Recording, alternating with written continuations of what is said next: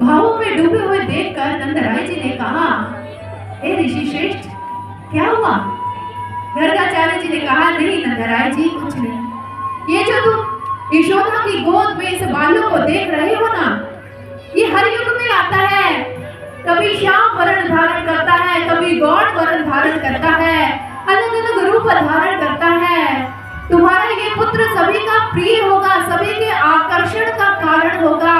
इसलिए हे नंदराय जी, आज से ये सारा संसार आपके इस नन्हे से पुत्र को कृष्ण के नाम से जानेगा, कृष्ण के नाम से जानेगा। जैसे ही गर्गाचार्य जी ने ऐसा कहा, मानो हवाओं ने भी ये संदेश जन जन तक पहुंचा दिया। सारी प्रकृति झूम उठी और ऊपर से देवताओं ने उनके ऊपर पुष्पों की वर्षा की। भगवत प्रेमियों, भगवान श्री कृष्ण जी का नामकरण हुआ। नंद बाबा, यशोदा मैया, रोहिणी जी अत्यंत प्रसन्न है। घर वापस लौट आते हैं, लेकिन हमारे प्रभु को तो भक्तों ने अलग अलग नामों से पुकारा है। ध्यान से सुनिएगा, क्योंकि अब मैं आपसे कुछ प्रश्न करने वाली हूँ। मैं देखना चाहती हूँ कि क्या आपको उन प्रश्नों का उत्तर आता है।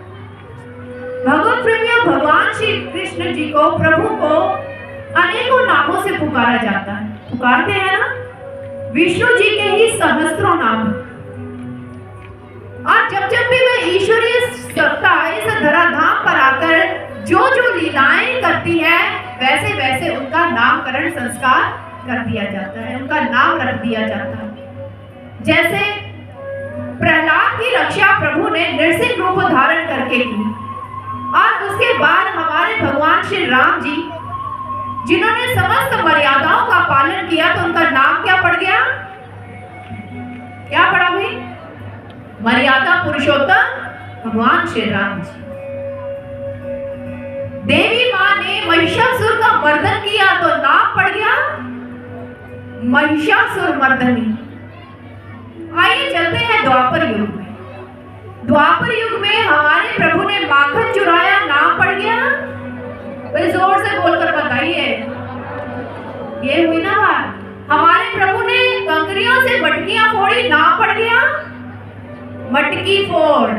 हमारे प्रभु बंसी बजाते थे, तो नाम पड़ गया बंसी बजैया। हमारे प्रभु जब भी खड़े होते थे, थोड़ा सा बांके होकर, थोड़ा सा टेढ़े होकर खड़े होते हैं, नाम पड़ गया बांके बिहारी।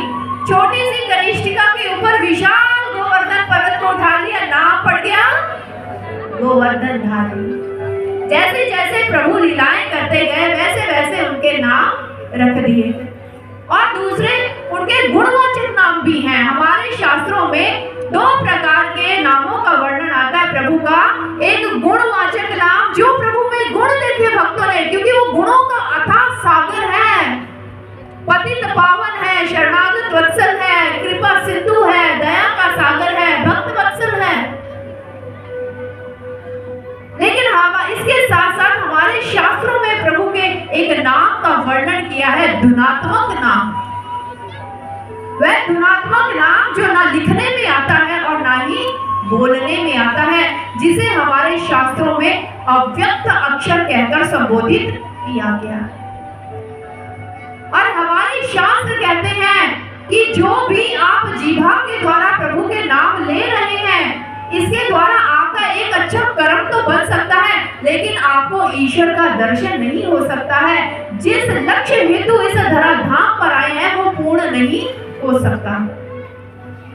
आपके जीवन का लक्ष्य तभी पूर्ण होगा जब आप उस अव्यक्त नाम से अंदर से जुड़ जाएंगे। वो अव्यक्त नाम आपकी श्वासों में प्रकट हो जाए। परमात्मा का वह नाम जो लिखने और बोलने में भी नहीं आता है, उसको ना इस जीभा के द्वारा और ना ही इन होठों के द्वारा बोला जा सकता है। हाँ, ये बात अलग है कि शास्त्रों में अलग अलग जाप का वर्णन किया गया है, लेकिन इन सारे जापों में जो सर्वश्रेष्ठ जाप माना गया है, वो जाप है जो हमारे आने और जाने वाली हर श्वास में हो रहा है, जो अप्रकट है। लोग नित्य जाप करते हैं, जो रोज आप पूजा पाठ के दौरान करते हैं, इसे नित्य जाप कहा जाता है। नैमित्तिक जाप भी होता है। इस नैमित्तिक जाप जो पितरों के पक्ष के संदर्भ में किया जाता है, या जो भी हमारे त्योहार या पर्व आते हैं उससे संबंधित जो भी मंत्र होते हैं, आप उसका उच्चारण करते हैं, उसका जाप करते हैं। प्रायश्चित जाप भी किया जाता है। अगर इंसान से कोई पाप हो जाए, कोई त्रुटि हो जाए, तो उसका पश्चाताप करने के लिए भी लोग जाप करते हैं। एक उपांशुक जाप करते हैं। इस उपांशुक जाप में लोग कैसे जाप करते हैं? वो अपने होंठ और जीभा को तो हिलाते हैं, लेकिन क्षमा